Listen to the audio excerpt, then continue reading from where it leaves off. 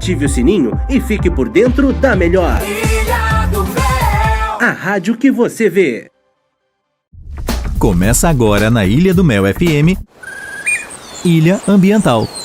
Um bate-papo com convidados, onde o assunto principal é a sustentabilidade. Maneiras de suprir as necessidades do presente com recursos do meio ambiente sem afetar as gerações futuras. No ar, Ilha Ambiental. Olá, é um prazer estar mais uma vez aqui no Ilha Ambiental pelas ondas da 90.3 e também pelas redes sociais da Ilha do Mel FM. Bom, o programa Ilha Ambiental é um programa que tem uma preocupação muito grande com o social, com o financeiro e principalmente com a conservação do meio ambiente. E eu digo financeiro porque, afinal de contas, o nosso litoral e principalmente a nossa Paranaguá deve crescer, mas sempre preocupando-se, claro, com a conservação do meio ambiente. Por isso, o nosso slogan, vislumbrando o futuro com consciência. Bom, e mais uma vez o programa Ilha Ambiental está no ar, trazendo informações da Baía de Paranaguá e, claro, tendo sempre a preocupação de cuidar do que é nosso. E, claro, mostrar as belezas aqui da nossa região. É importante que tenhamos sempre a consciência social, mas o desejo de crescer socialmente, financeiramente, economicamente, para que tenhamos uma Paranaguá cada vez mais forte e, claro, vislumbrar sempre o futuro com muita consciência ecológica. Pasa Paraná Operações Portuárias S.A. Situada em Paranaguá e estando em constante evolução, é o primeiro terminal especializado no embarque de açúcar a granel da região sul do país. E mais uma vez, inova em sua infraestrutura, agregando cada vez mais tecnologia e eficiência em suas operações. Implantado em 2002, o primeiro armazém possui capacidade de 54 mil toneladas. Em 2005, com a construção do segundo armazém com 120 mil toneladas, a PASA triplicou sua capacidade de armazenamento, passando para 174 mil toneladas.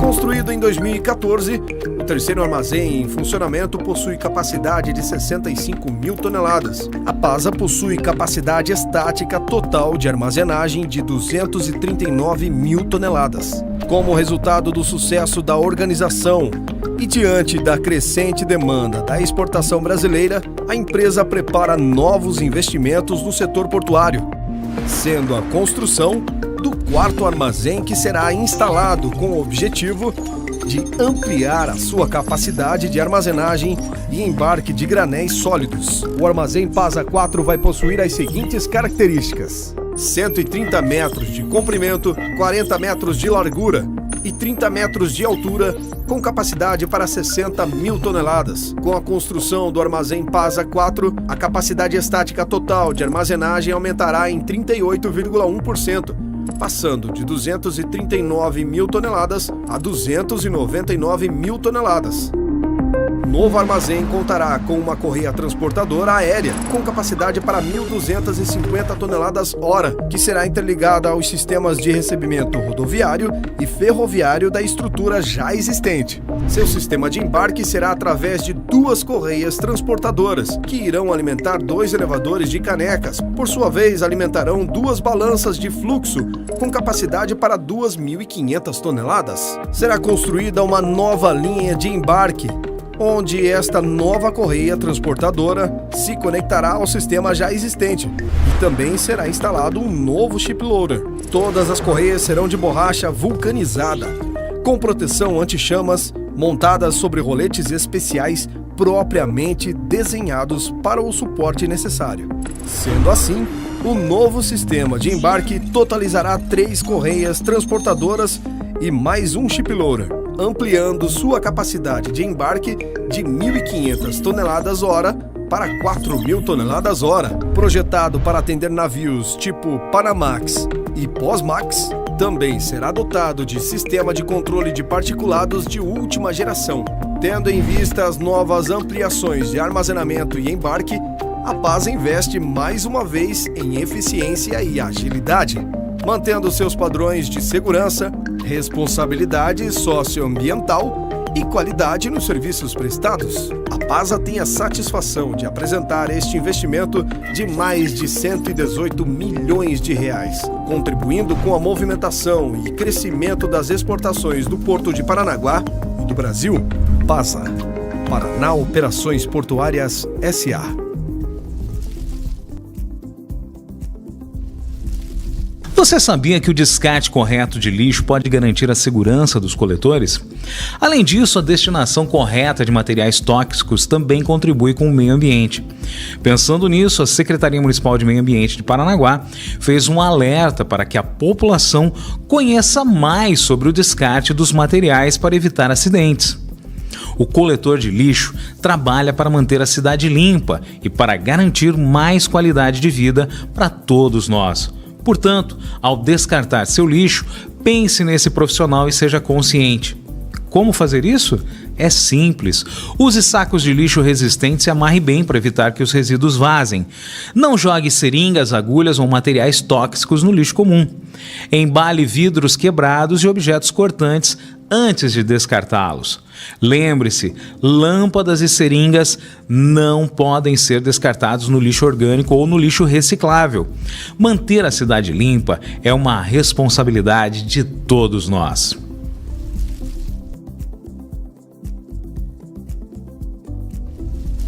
O maior bioma brasileiro, berço da maior biodiversidade dentre as florestas tropicais do mundo, a Amazônia, foi celebrada no dia 5 de setembro. A data faz referência à criação da província do Amazonas pelo imperador Dom Pedro II, em 1850. Com aproximadamente 5 milhões de quilômetros quadrados de floresta, a Amazônia se estende ao longo de 9 países da América do Sul, sendo 60% da área desse bioma no Brasil. Dona de riqueza incalculável de plantas e animais, a floresta brasileira abriga 38 milhões de habitantes. A Amazônia é tão extensa que, se fosse um país, seria o 7º maior do mundo. Tamanha imensidão faz com que, ainda nos dias de hoje, novas espécies de plantas e animais sejam descobertas e catalogadas. A diversidade é igualmente grande. Estima-se existir milhões de espécies no bioma, sendo parte dessa diversidade exclusiva da maior floresta tropical do planeta. Um incêndio atingiu o Parque Nacional de Brasília na segunda-feira, dia 5 de setembro, e destruiu em um dia mais de 2.000 hectares de vegetação. A área corresponde a 2.000 campos de futebol. O incêndio consumiu em 24 horas 4,8% da reserva ambiental. Há 4 meses não chove em Brasília, o que aumenta o perigo. A fumaça do Parque Nacional de Brasília pode ser vista de longe. Criada em novembro de 1961, a reserva fica a 10 quilômetros do centro da capital federal e surgiu da necessidade de proteger os rios que abastecem o Distrito Federal de água potável. Além disso, a mata contribui para o equilíbrio do clima. Também conhecido como Parque da Água Mineral, a área tem 2 piscinas abertas para o público, atividades de educação ambiental e áreas onde a visitação é proibida. O parque abriga sítios arqueológicos históricos e espécies da flora e da fauna que são típicas do Cerrado. Bom, o Ilha Ambiental dá um tempo e volta já. Estamos apresentando Ilha Ambiental. Responsabilidade socioambiental e segurança dos colaboradores são prioridades no planejamento do Terminal da PASA Paraná Operações Portuárias. Terminal atua com prioridade às normas ambientais e de segurança em suas atividades, itens como gestão do PGRS, Plano de Gerenciamento de Resíduos Sólidos, coleta seletiva, controle de pragas e roedores, limpeza geral de suas áreas de operação e projetos socioambientais, como o Horta Comunitária, realizado na Escola Municipal Randolfo Arzua, são destaques das ações ambientais da PASA no litoral. A empresa tem como principal pilar a capacitação constante de seus colaboradores em diversas áreas, priorizando itens como segurança das equipes e socioambiental, mantendo também em sua estrutura uma brigada de emergência altamente capacitada, obtendo os melhores e mais eficazes equipamentos. PASA Paraná Operações Portuárias S.A. é sustentabilidade aliada com alta tecnologia em infraestrutura. A rádio que você vê. Voltamos a apresentar Ilha Ambiental. Estamos de volta, esse é o programa Ilha Ambiental pelas ondas da 90.3 e, claro, pelas redes sociais da Ilha do Mel FM, a rádio que você vê. Muito bem, vamos então agora ao contato com as comunidades, a participação da comunidade aqui no Ilha Ambiental. Na Ilha do Mel é um lugar tranquilo, um lugar que não tem ainda muita violência.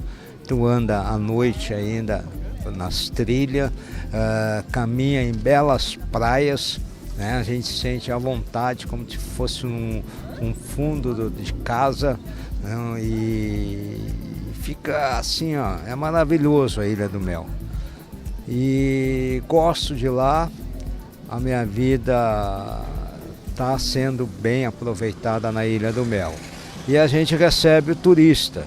Precisamos ter um pouco mais de infraestrutura na Ilha do Mel para poder receber os nossos turistas e a comunidade toda ganhar nesse aspecto. Na realidade, todo mundo, né? Quando se faz as coisas certas. O turista, ele tem a opção de passeio, nós temos o farol, que é muito bonito, tem uma visão excelente, é uma subidinha, ele é alto, né?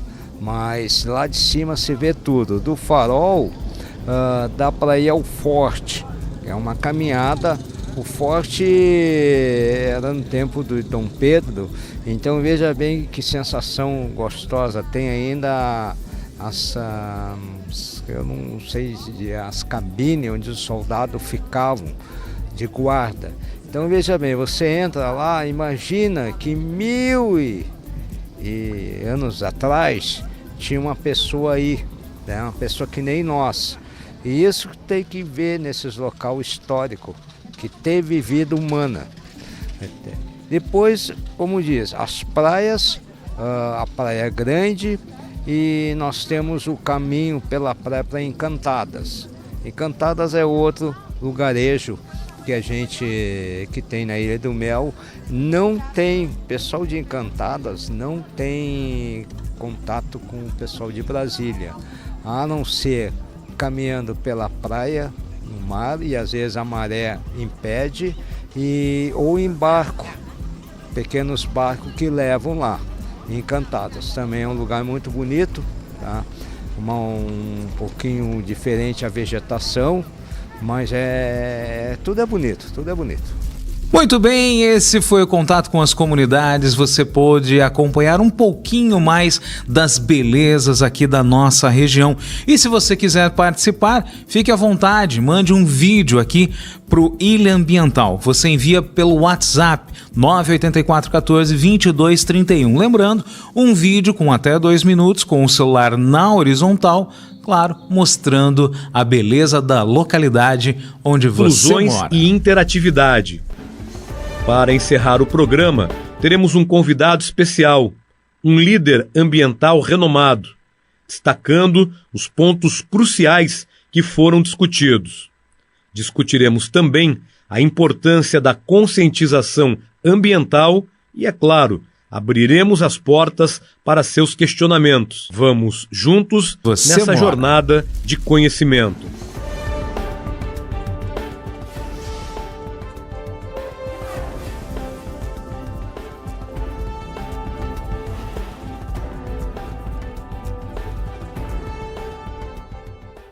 Vou juntar 3 perguntas aqui via internet que estão relacionadas ao comportamento humano, nossos hábitos, né? O Fred, você levantou a questão dos comédios, dos produtos químicos, né, que persistem, que vão chegar nos oceanos, combustíveis fósseis. Quais são as mudanças essenciais que tem que acontecer nos hábitos das pessoas para dar uma contribuição para esse esforço global? Bom, eu acho que esse esforço de mudança ele já está acontecendo. Se há 10 anos atrás a gente falasse em carro elétrico, carro elétrico, hoje em dia está direto aí, né? Ou seja, essa mudança da matriz energética global está ajudando sobremaneira. E tem uma coisa extremamente contraditória, paradoxal até, a gente fala mal do petróleo. Quer dizer, em 1950, quando veio a Revolução Industrial descobrindo que o petróleo dava para atacar fogo e produzir energia, foi por causa disso que nós temos baleia ainda hoje. Porque até essa época a baleia era o maior commodity. Todas as cidades europeias eram iluminadas a óleo de baleia, a óleo de mamíferos marinhos. Era o maior commodity do mundo. Os ingleses vieram para o Novo Mundo a caça de baleia. Os portugueses vieram para pegar madeira, óleo. Quer dizer, então o petróleo, pelo menos nesse aspecto. Só que a gente resolveu um problema e causou um outro, provavelmente tão ruim quanto, né? Então, eu acho que essas iniciativas de vários países, com energia eólica, energia solar, você vê na Europa, está havendo, né, vários países querendo mudar a sua matriz energética. Eu acho que isso já é uma postura muito boa. E as pessoas, quando começarem a darem valor para o carro elétrico, e não que, né, eu acho que é fundamental. As lâmpadas LEDs, a tecnologia está aí. Eu acredito no ser humano, eu acredito na tecnologia. A ciência está aí para isso. A gente publica os nossos artigos, né? É fácil publicar. O difícil é fazer a tua ciência ser útil para a sociedade. Isso é a coisa mais difícil que tem, né?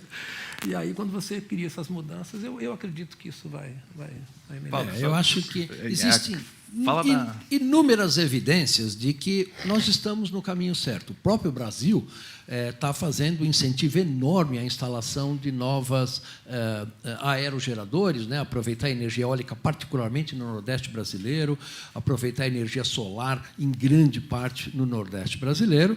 Agora, evidentemente, como toda sociedade complexa como a nossa, existem várias forças, existem pessoas que ainda defendem o uso de carvão, o uso de petróleo, mas, na verdade, é um movimento sem volta no nosso planeta para as energias renováveis. A grande questão é se nós vamos ter tempo de reverter esse quadro ou não. Isso é uma questão que ninguém tem, a ciência não tem resposta para essa questão, mas, obviamente, isso é a questão temporal e estratégica, porque a cada ano que nós estamos emitindo mais combustíveis fósseis, nós estamos agravando significativamente a situação. Nessa mesma temática, tem pergunta aqui sobre a questão da pecuária e o consumo de carne. Qual que é o papel disso na mudança climática e se deixar de comer carne realmente dá uma contribuição real para... Produção de alimentos, não só para os 7 bilhões de pessoas hoje, mas para os 9, 10 bilhões que nós seremos daqui a algumas décadas, é absolutamente crítica e crucial. E, evidentemente, a pecuária, entre todas as formas de produção de alimentos, ou seja, a produção de carne, é, de longe, a maior emissora de gases de efeito estufa, em particular o metano, né? E, infelizmente, apesar de todos os esforços da Embrapa e da ciência, nós ainda não conseguimos evitar que um boi, por exemplo, no seu processo de digestão, não emita metano para a atmosfera. Então, na verdade, consumir menos carne ajuda, sim, na redução de emissão de gás de efeito estufa. E, além dos gases de efeito estufa, a pecuária também usa muita água, né? A gente pode imaginar que nós temos água sobrando no nosso planeta, mas isso não é bem verdade. Temos muito nos oceanos, mas muitas regiões do nosso planeta você tem uma escassez de água muito importante. E a pecuária usa muita água. Então, nós temos realmente que mudar os nossos hábitos alimentares para você realmente poder readequar o consumo de alimentos para um consumo de alimentos onde tenha um mínimo emissão de gás de efeito estufa, e a eliminação da carne é certamente um desses processos. E aí a gente para de comer boi e começa a comer peixe. Qual o problema para o oceano aí? O que a gente come? Não, eu acho que existem formas de você produzir alimento. Evidentemente que se o homem continuasse hoje como ele estava no Neolítico, há 8.000 anos atrás, caçando, não haveria. Infelizmente, nós tivemos que enveredar por essa forma, com essa revolução verde que houve na década de 60, né? Produzir muito mais grãos por hectare, né? A história mostra que aqueles que conseguiam produzir muito mais alimento dominavam as sociedades, né?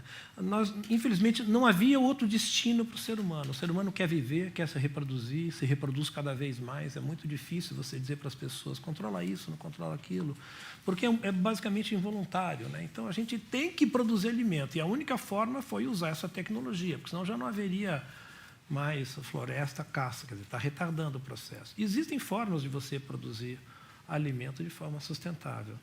Você pode produzir no mar, macroalgas, microalgas, que não usa água doce. A aquacultura é uma tecnologia que eu acho que é promissora, que vem aí para para ficar. É a atividade de produção de alimento que cresce 10% ao ano no mundo. É evidente que a pecuária tem todo esse impacto, como outras coisas têm impacto também. Eu acho que o impacto é a somatória de várias coisas. Não acho que não adianta botar culpa numa coisa só, né? Eu acho que a gente pode... Não é deixar de comer carne, a gente pode simplesmente procurar outras alternativas, também comer carne, não tanto, né? E procurar formas mais inteligentes da pecuária, né? Usar os gases do boi para fazer biodigestores. Alguma coisa nós vamos ter que inventar para poder resolver as questões, esses desafios que vêm aí no futuro. Legal. Fred, você falou que os oceanos estão chegando no seu limite, né? Estão ganhando um pouco de tempo, estão dando tempo para a gente buscar uma solução, mas estão no limite. Chegando nesse limite, o que acontece? As coisas começam a acontecer mais rápido, você tem um agravamento ainda maior das mudanças climáticas? Provavelmente. A bomba biológica terrestre ela também está chegando no limite. Ela é basicamente representada pelas florestas das regiões temperadas do Canadá, do norte da Europa, do norte da China, que começaram a plantar desde no final da Segunda Guerra Mundial. Ou seja, para onde vai o carbono? Vai para o tronco das árvores. As árvores do tronco vai crescendo. Está lá, está retido. Mas agora a árvore não cresce mais. Agora entrou em equilíbrio. O produto que ela fixa de carbono, ela devolve. Então, o sistema terrestre está chegando no limite. O mar, a mesma coisa. Não adianta você... Ele não vai conseguir, pela bomba da solubilidade, existe um limite para a dissolução. Não adianta você deixar a água mais fria ainda. Isso não vai acontecer. E o aquecimento global também vai esquentar os oceanos, aumentar a estratificação térmica. E isso, estratificação térmica nos oceanos, é que nem óleo boiando em água. Nos oceanos, tudo que morre vai para o fundo. E é no fundo que se forma o humus. Numa floresta, você sabe, o solo da floresta é enriquecido com as coisas que caem. E aí esse solo que é remineralizado e volta para a árvore através de nutrientes. Nos oceanos, esse solo, entre aspas, é, na verdade, a zona escura, iluminada, onde fica ali, tá certo? Quando o oceano é estratificado fisicamente, a água é mais quente na superfície, ela é mais leve. Então, funciona que nem óleo em água. Né? Não deixa misturar. Quando não deixa misturar, os nutrientes que estão lá embaixo, que dependem de ventos para poder chegarem na superfície de volta, fica mais difícil. Alguns outros cientistas dizem o contrário, que o aquecimento vai fazer com que as células os gradientes de pressão atmosférica vão ser muito mais intensos, os ventos vão ser muito mais fortes, e os ventos fortes na superfície vão chacoalhar, vão misturar isso muito mais. Então, é difícil prever. Todo mundo tem ideias, tem modelos. E os modelos, sabe como é que é? Os modelos são construídos com aqueles parâmetros que a gente conhece hoje. Então, pode ser que nós não estamos medindo uma série de coisas que deveria estar no modelo. Então, é muito imprevisível. Tudo que eu tenho lido sobre o destino, o que vai acontecer nos oceanos, é tudo baseado nas suposições. A acidificação vai dificultar perda de corais, a poluição vai dificultar, vai acabar com a diversidade. Eu me lembro quando eu tinha 8 anos, eu ia para Ubatuba, eu mergulhava lá, né, naquela época que a gente chamava o protetor solar de hipoglós e nadadeira de pé de pato. Né? E sabonete Febo era caríssimo, só tinha no lavabo das festas que eu ia lá no... Né? E nessa época eu via centenas de espécies lá em Ubatuba quando a gente mergulhava. Recentemente você vai lá, e eu tenho ido a Ubatuba nos últimos 30, 40 anos, não vê mais nada, está acabando. Nós estamos modificando, a pesca é um problema sério, a sobrepesca é um problema sério também. Paulo, mesma pergunta para a Amazônia. Ontem foi divulgada aí as novas estatísticas do desmatamento, voltou a crescer, estava na faixa de 5.000 km² por ano, agora subiu para 8. Qual que é o limite da Amazônia e, extrapolado desse limite, o que acontece na Amazônia e com o clima no Brasil? É muito importante essa questão, mas veja, a Amazônia está realizando um serviço ambiental, assim como os oceanos estão fazendo, muito importante de absorver cerca de 0,5 tonelada de carbono por cada hectare de floresta. Se você multiplica isso por 5,5 milhões de quilômetros quadrados da floresta, é uma área enorme. Ou seja, a Amazônia está ajudando significativamente a fixar esse carbono excessivo que nós estamos jogando na atmosfera. Agora, como o Brandini colocou, isso tem limites, né? Uma árvore não pode crescer para 100, 150, 200 metros de altura. E também a fotossíntese depende de nutrientes, depende de outros ingredientes. Então, nós já temos indícios de que esse limite está chegando nos ecossistemas tropicais, não só na Amazônia, mas em outras regiões, e o homem está dando uma empurradinha, né? Então, esse ano, o Brasil desmatou 8.000 quilômetros quadrados de florestas primárias. É uma área muito, muito grande, e este carbono desses 8.000 quilômetros quadrados foi todo para a atmosfera, agravando ainda mais a questão do aumento dos gases de efeito estufa. Então, nós temos realmente que fazer desmatamento zero na Amazônia, como o Brasil prometeu nas suas obrigações com o Acordo de Paris, reflorestar da ordem de 10 a 12 milhões de hectares na Amazônia, para você ajudar esse serviço de absorção de carbono, e, com isso, a gente tentar ganhar algum tempo para trocar a nossa matriz energética no planeta como um todo. Então, isso é uma tarefa enorme que o Brasil dificilmente vai conseguir fazer sozinho. Nós precisamos de mecanismos financeiros internacionais para implementar isso, e nem é justo a gente pagar essa conta sozinho, né, aqui cá entre nós. Então, como nós vamos fazer internacionalmente arranjos para quem paga essa conta, são questões muito importantes. Mas a Amazônia está fazendo o seu papel hoje, mas ela tem um limite que nós estamos chegando muito próximo desse limite. E qual é a influência da Amazônia no clima aqui de São Paulo, né? Nós estamos em São Paulo e tem essa discussão muito forte sobre até que ponto ela influencia as chuvas em São Paulo ou não. Como é que está o conhecimento científico? É muito importante a gente perceber o seguinte: a atmosfera é um sistema aberto. Uma molécula de ar que cada um de nós está respirando aqui já foi respirada na China, na Groenlândia, no Alto Rio Negro e assim por diante, né?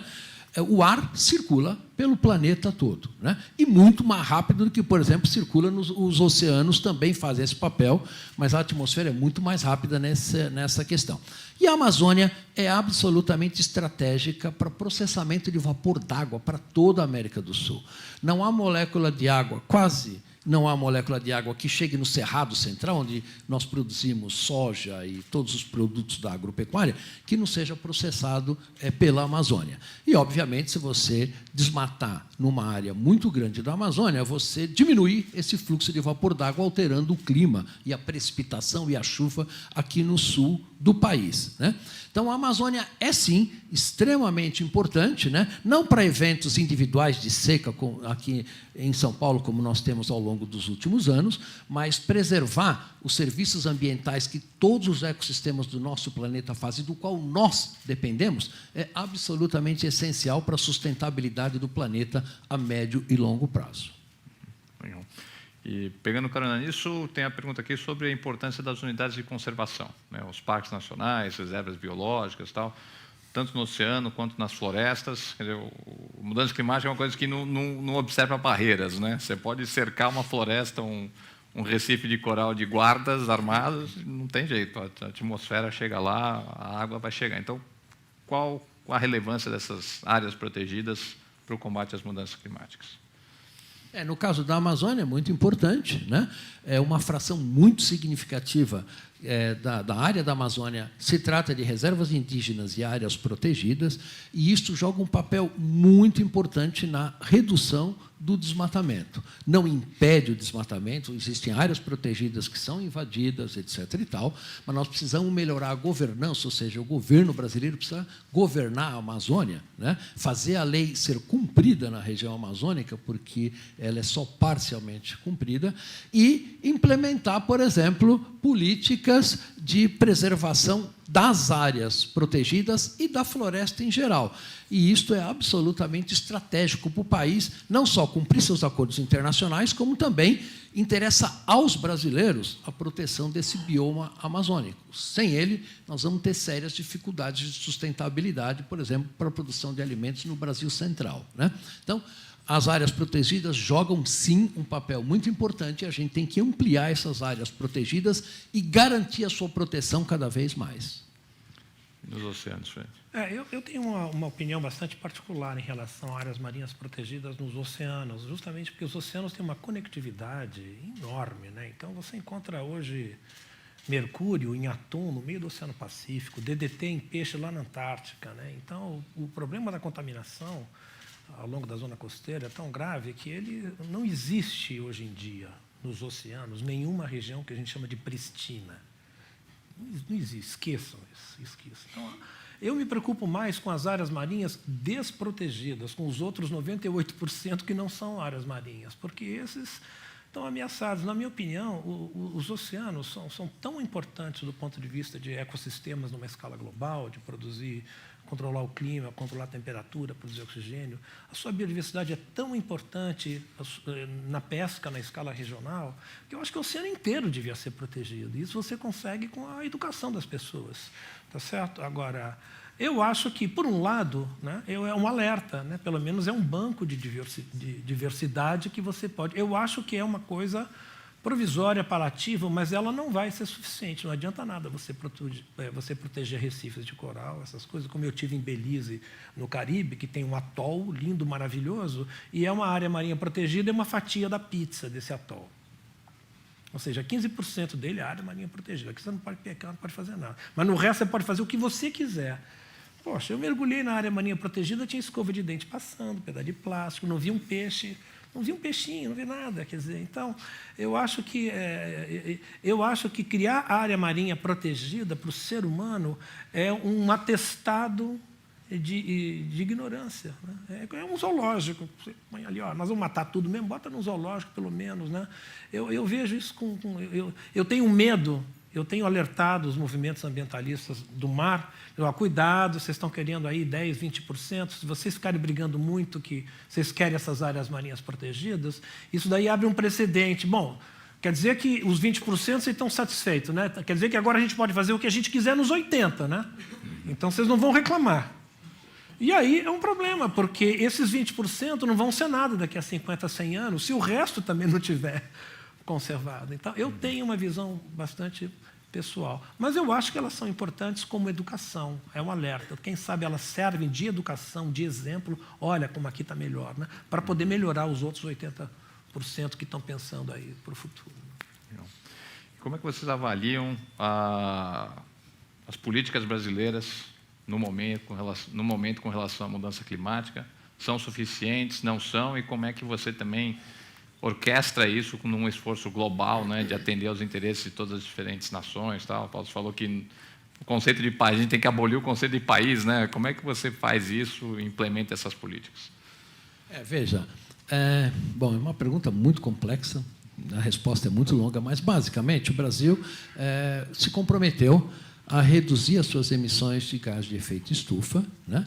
Mudar a sua matriz energética para uma matriz energética mais sustentável, baseada em energia solar e energia eólica, e, basicamente, zerar o desmatamento da Amazônia.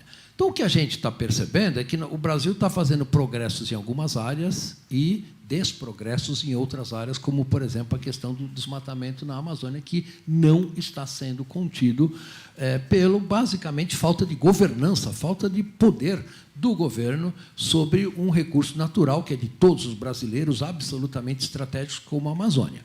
Então, o Brasil está se comprometendo a reduzir as suas emissões de gás de efeito estufa, mas, com certeza, nós poderíamos fazer muito mais do que isso, né? O Brasil tem um potencial eólico no Nordeste brasileiro enorme, tem um potencial de energia solar gigantesco, né? Então, veja, na Inglaterra e na Alemanha, países que têm muito menos incidência de radiação solar do que o Brasil, eles já têm uma fatia enorme da sua matriz energética em energia solar. Por que nós não temos isso? Falta de visão do governo de médio e de longo prazo. Existe tecnologia para fazer isso, os preços são competitivos. Hoje, se você monta uma usina termoelétrica ou você gera essa energia por energia eólica, hoje é praticamente o mesmo preço. Então, não é uma questão de preço, é uma questão de cultura, é uma questão de centralização da geração de energia, né? Você tem um sistema mais descentralizado, você tem menos controle sobre esse sistema, como é o caso da energia eólica e energia solar. Então, uma mudança de cultura e de política no Brasil vai ter que ser implementada se o Brasil quiser dar a sua contribuição para a redução de emissão de gás de efeito estufa. Isso não há a menor dúvida. Pegando o gancho, eu queria lembrar vocês que a energia mais estável que os oceanos podem oferecer é a energia das marés. Tenha vento ou não tenha vento, tenha nuvem, não tenha sol, a maré está sempre ali. Então, também é um potencial enorme, quer dizer, não há dúvida nenhuma que o mar cumpre um papel fundamental, principalmente um país costeiro com 8.500 quilômetros de costa. As pessoas às vezes criticam, mas não dá, isso aí não vai servir. Mas quem falou que tem que ser tudo com a energia da maré? Quem falou que tem que ser tudo com a energia do vento? Ou tem que ser tudo? Você pode fazer simplesmente uma matriz totalmente diversificada. Certas regiões você usa, com isso você, né, você diversifica, é melhor, né? Às vezes você colocou, não dá para botar a culpa numa única coisa, você também não pode apostar a solução numa Agora, única em relação coisa. a políticas, a política pública em relação à conservação marinha, é um problema, porque o problema não é dos políticos do governo, o problema é da sociedade brasileira como um todo. Alguns de vocês aqui lembram, quando vocês estavam no ensino primário, fundamental, de ter tido algum exemplo, como é que vem a maré, de física, de química, de mar? A sociedade brasileira é completamente cega em relação ao mar. É um autismo generalizado. Mar para o brasileiro é o lugar de passar carnaval, comer camarão. Porque somos um país enorme, continental, ou seja, a Amazônia roubou, né? O continente roubou. A gente usa o mar porque acha que... Agora, pensem vocês o mar. O mar é 95% do PIB passa pelos oceanos. Imagine imagine em 30 segundos se o Brasil não tivesse mar. Se nós não fôssemos um país costeiro, como é que seria esse país do ponto de vista histórico? Os portugueses não teriam chegado, né? Cultural, será que existiria Jorge Amado, Bossa Nova, Caipirinha, Tanga? Como é que existiria essas coisas? Cultural, na história, né, na geopolítica, qualquer país costeiro, a Bolívia e o Paraguai fariam de tudo para ter um corredorzinho para poder chegar no mar. E nós temos tudo isso e não damos valor a ele. Então, é uma coisa de berço, de cultura, de educação, tem que ser de baixo para cima, né? Nós temos que votar em políticos que dão valor a isso e comecem a botar o mar no mesmo cenário, com a mesma importância que tem a Amazônia, né? Tá certo? Que ambos os biomas, o conjunto de biomas de um país é fundamental para a sua história, geopolítica, biodiversidade. Mas eu sei que você não gosta do termo Amazônia Azul, né, que é muito usado para referir ao oceano. É verdade. Eu escrevi um artigo, na verdade... Posso falar? O microfone é seu. Bom, o artigo chamava-se Amazônia Azul, é a PQP. Mas o editor falou, não, Frederico, vamos fazer assim, Amazônia Azul, uma ova. Tudo bem, põe aí e tal, mas a mensagem é a mesma. Se vocês forem no Google, vocês colocarem Amazônia Azul, uma ova, eu relato lá exatamente o porquê que a Amazônia, que o mar... não é Amazônia Azul, é mar, é o mar. O problema é isso, o autismo é tão grande e a Amazônia passou a ser o foco, que para poder botar um pouco de foco, vamos usar o nome Amazônia aí para ver se eles olham para o mar. Mas ambos são importantes. Não é só um, não é só outro. Né? Tudo tem que ser visto. Nosso tempo está chegando ao final. É uma pergunta aqui bem interessante. Paulo, que você falou, Paulo, que ainda dá para reverter, tem solução, né? Precisa ser rápido, mas tem solução. E também a gente sempre fala de mitigação, né? Que é reduzir as emissões e, ao mesmo tempo, a gente tem que se adaptar às mudanças que já estão acontecendo e se adaptar para o que pode vir para frente. Se a gente tem condições de se adaptar e lidar com o problema, por que se preocupar em resolvê-lo? Boa pergunta. Em primeiro lugar, reforçar essa questão. Essa questão tem solução, não é o fim do mundo, né? Nós vamos sobreviver, nosso planeta vai sobreviver, né, à questão das mudanças globais, só que nós vamos ter um planeta, não há a menor dúvida, diferente do que nós tínhamos há 100, 150 anos atrás. Este planeta diferente vai ter um clima mais inóspito para nós e para as demais espécies biológicas, né? Nós vamos sofrer dificuldades socioeconômicas que a gente não sofre hoje e assim por diante. Agora, se nós deixarmos ao bel prazer, né, não implementarmos políticas públicas que mudem a estrutura social que nós temos hoje, baseado no consumismo, baseado no uso sem limite dos recursos naturais do nosso planeta, eu acho que não precisa ser muito esperto para perceber que isso não vai dar certo, né? Nós precisamos realmente cuidar da nossa casa, que é o nosso planeta como um todo, muito melhor do que a gente tem feito hoje, né? E, para isso, nós precisamos de políticas públicas Quer dizer, não adianta só ações individuais também, porque a diversidade do nosso planeta é muito grande. Precisamos de políticas, sim, de incentivo à mudança de consumo, mudança de uso de água, mudança de uso de energia, forma mais eficiente de produzir alimentos, formas mais igualitárias e distributivas de distribuir a renda no nosso planeta, porque, veja, a África tem 1,2 bilhões de pessoas, a China e a Índia mais 3 bilhões. A hora que a África, China e Índia quiser ter o padrão de consumo das nações desenvolvidas hoje, nós teremos um problema muito sério e isso vai chegar logo. Então, nós precisamos agir, sim, e precisamos agir com políticas públicas eficientes e baseadas em ciência, porque a ciência é muito importante para dirigir quais políticas públicas vão ser mais eficientes, quais são as questões mais prementes. Isso tem que ser identificado pela ciência e a ciência passar isso para os formuladores de políticas públicas para estruturar e implementar políticas públicas a mais eficientes possíveis, e nós não temos muito tempo para perder. Se nós vamos fazer isso daqui a 50, 60 ou 100 anos, vai ser muito mais difícil para implementar, vai custar muito mais caro e os efeitos vão ser muito piores para nós mesmos. Fred, qual a lição de casa aí para os governantes e para os cidadãos? Eu acho que tudo está na educação. Há 40 anos atrás, eu assisti uma palestra de um japonês na Alemanha, muito tempo atrás, e ele falou uma coisa que talvez hoje soe muito como um clichê, mas vale, né? Ele falou um negócio fantástico, eu nunca mais me esqueci. Era uma palestra sobre sustentabilidade, 40 anos atrás. Ele disse: se você quer prever para daqui a 1 ano, plante trigo. Se você quer prever para daqui a 10 anos, plante árvores. Se você quer prever para daqui a 100 anos, eduque o seu povo. É isso. Eu acho que se você... Para que educação ambiental? A educação ambiental é porque a educação é ruim. A educação é ruim, por isso que tem que educar. Porque se você educar as pessoas de uma forma ampla, eles vão entender que o meio ambiente faz parte da nossa vida, né? Então, eu acho que a educação é o que vai mudar a próxima geração e vai criar uma nova geração política. E eu acho que as políticas públicas vão acabar se desenvolvendo a longo prazo, mas numa nova geração, depois que tiver um povo muito bem educado em relação a isso. Eu acho que, para mim, eu não vejo saída. O resto, para mim, é paliativo. Se as pessoas não se educarem, as políticas públicas... É um processo de baixo para cima, bottom-up, né? Eu acho isso. Legal. Posso estar equivocado, mas... Obrigado, Fred. Obrigado, Paulo. Pessoal, obrigado pela presença. Pessoal que assistiu. Paulo.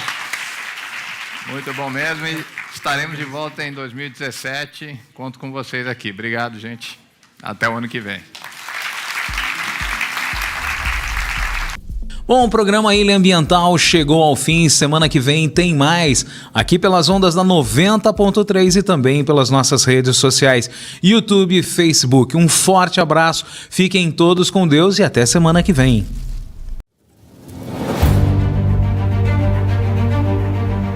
Os maiores desafios do mundo sempre serão superados com inteligência e eficiência. Ser referência nacional, visando a excelência em soluções de operações portuárias, faz da Rocha Terminais Portuários e Logística uma das principais e mais modernas empresas do setor no Brasil. Fundada em 1864 em Paranaguá, Paraná, a Rocha, por meio de uma sólida estrutura societária, tem construído ao longo de seus mais de 158 anos uma história de grandes conquistas e crescimento. Com ampla atuação no mercado nacional, certificada OEA e ISO, nos destacamos cada vez mais nos serviços de movimentação e armazenagem de importação e exportação de granéis sólidos, líquidos, produtos siderúrgicos, celulose e de cargas gerais containerizadas e soltas, bem como cargas de projeto. Presente em áreas portuárias de importância mundial, com ampla responsabilidade socioambiental e com mais de 1.800 colaboradores diretos. Atuamos com operações nos portos de Paranaguá, São Francisco do Sul, Rio Grande e no porto de Itaqui, em São Luís do Maranhão.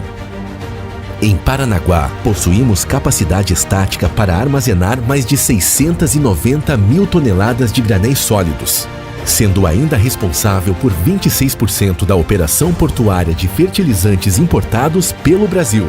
A Rocha possui relevante participação na movimentação de cevada, malte, trigo e sal, além de possuir um dos principais terminais na movimentação de granéis sólidos agrícolas de exportação.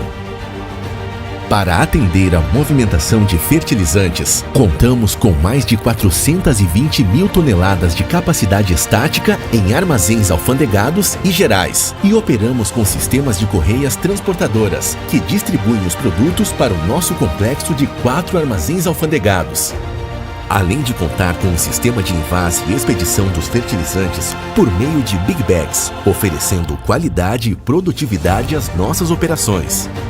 A Rocha investe também na implantação de novas correias transportadoras, que aumentarão a velocidade de descarga nos berços de atracação e nos novos armazéns, ampliando a capacidade de armazenagem dos terminais retroportuários. Este projeto em andamento trará aumento significativo da eficiência total do sistema de descarga de fertilizantes e, acima de tudo, redução de custos para os importadores e para o agronegócio brasileiro. Na exportação, são 270 mil toneladas de capacidade estática e 4 armazéns operando com 4 correias transportadoras, interligadas ao corredor de exportação do Porto de Paranaguá, confirmando a eficiência na operação. Na descarga, possuímos 4 tombadores e uma moega ferroviária, com capacidade de descarregar até 6 vagões simultaneamente, atendendo às necessidades dos nossos clientes com uma recepção de até 35 mil toneladas por dia. Contamos também com um armazém alfandegado localizado dentro da área primária do Porto de Paranaguá, garantindo assim o movimento e armazenagem de cargas containerizadas, soltas, big bags, bem como cargas de projetos. Em Paranaguá, somos o maior operador portuário para embarques de celulose, com movimentação anual de aproximadamente 1 milhão de toneladas, com produções diárias iguais aos maiores terminais especializados neste tipo de carga. Isso só é possível com um trabalho sério e ético que, aliado à tecnologia de ponta, garante que as nossas operações sejam realizadas de forma diferenciada, com agilidade, qualidade e segurança. Com a participação societária na Catalini Terminais Marítimos, empresa com 613 mil metros cúbicos de capacidade estática de tancagem e pier próprio, reforçamos a manutenção da liderança no segmento em que atuamos. Em São Francisco do Sul, o nosso Porto Seco possui uma área de 128 mil metros quadrados e está localizado a 7 quilômetros do porto, possibilitando a simplificação dos procedimentos e diminuindo os custos operacionais para os nossos clientes, sendo um dos principais polos importadores siderúrgicos do sul do Brasil, com 20 mil metros quadrados de armazéns estruturados e com 2 pórticos para movimentação de carga.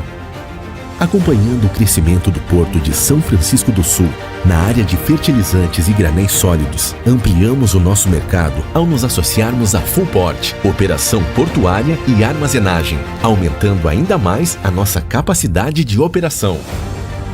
Através da nossa unidade no Porto do Rio Grande, somos a principal e mais eficiente operadora portuária na movimentação de granéis sólidos no porto público, com armazenagem para 70 mil toneladas de fertilizantes em retroárea, facilitando para os nossos clientes a descarga e transbordo de fertilizantes e outros granéis de importação, além do carregamento de cereais como trigo, malte e arroz. Na busca de atender os nossos clientes de norte a sul do Brasil, expandimos a nossa presença geográfica para o Porto de Itaqui, em São Luís, no Maranhão. Através da nossa investida COP, Companhia Operadora Portuária do Itaqui, com 70 mil toneladas de capacidade estática interligada ao berço 101, a principal operadora portuária de São Luís, reforçamos ainda mais o nosso posicionamento de ser o maior operador portuário independente do Brasil. A COP possui 300 mil metros quadrados em retroárea e 35 mil toneladas de capacidade de armazenagem. Atualmente, a COP está em fase de conclusão de mais um investimento que entrega ao mercado nacional um novo corredor norte-sul de transporte ferroviário, em parceria com a VLI, entre a sua Moega Ferroviária, instalada no Terminal COP em Itaqui, e um novo armazém para 60 mil toneladas e estrutura de recepção ferroviária no Tipa, Tocantins. Ao todo, possuímos uma capacidade de armazenar mais de 1.600.000 toneladas de granéis sólidos e líquidos e de movimentar mais de 25 milhões de toneladas por ano, garantindo aos nossos clientes as melhores soluções portuárias e logísticas. Somos uma empresa com altos padrões de governança, transparência e compliance, que com um constante investimento em equipamentos e no desenvolvimento de pessoas, buscamos sempre a eficiência e a qualidade em todas as nossas operações. Muito prazer, Rocha Terminais Portuários e Logística. Inteligência e eficiência portuária.